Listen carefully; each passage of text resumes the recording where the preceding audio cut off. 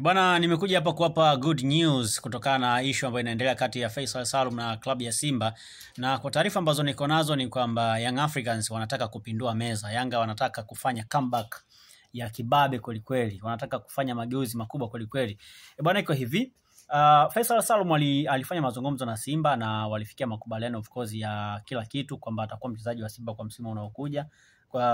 Lakini alikuwa hajasaini mkataba wa moja kwa moja, alikuwa amesaini mkataba wa awali.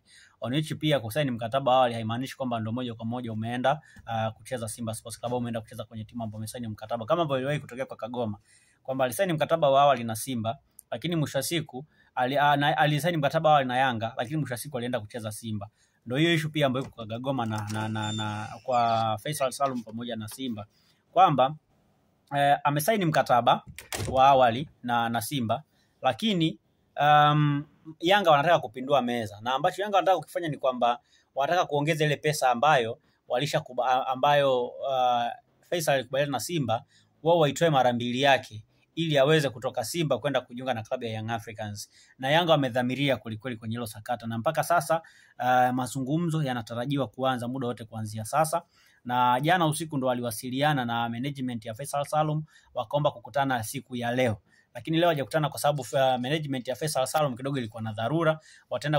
Wanaweza kukutana siku ya kesho kutwa, na baada ya kukutana watafanya mazungumzo ambayo yanaweza sasa kufanya ile deal la Faisal Salum kubuma kwenda Simba akaja kuibukia Young Africans. Ni swala ambalo mpaka sasa linagonga vichwa vya watu wengi, lakini kuna uwezekano mkubwa Faisal Salum akaenda kumwaga wino ndani ya klabu ya Young Africans, na Faisal atakuwa amegeuka Simba moja kwa moja, kwa sababu mambo yanaonekana kutokwenda vizuri sana hivyo. Kwa hiyo kama itawezekana, kama mambo yataenda vizuri kama ambavyo nimeelezwa, kuna uwezekano mkubwa Faisal Salum akaenda kupindua meza na akaenda kuwa mchezaji wa Young Africans kwa msimu unaokuja. Na ukumbuke Young Africans ni timu ambayo imemtambulisha Faisal Salum kwenye soka la Tanzania.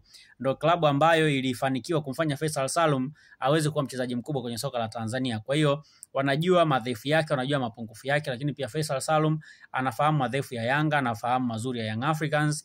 Kwa hiyo ambacho wanakitaka, wana concentration yao kubwa ni kuhakikisha kwamba Faisal Salum anakuja kujiunga na klabu ya Yanga, na nguvu kubwa tayari wamewekeza hapo. Kwa hiyo mazungumzo yataanza muda wowote kuanzia kesho, na kama atakubaliana basi ataenda kujiunga na klabu ya Yanga kwa akiwa mchezaji rasmi wa Young Africans. Kumbuke tu amesaini mkataba wa awali tu na Simba. Kwa hiyo huwa mara nyingi mikataba awali huwa hainaga yani kuvunja ni rahisi kuliko ile mikataba original.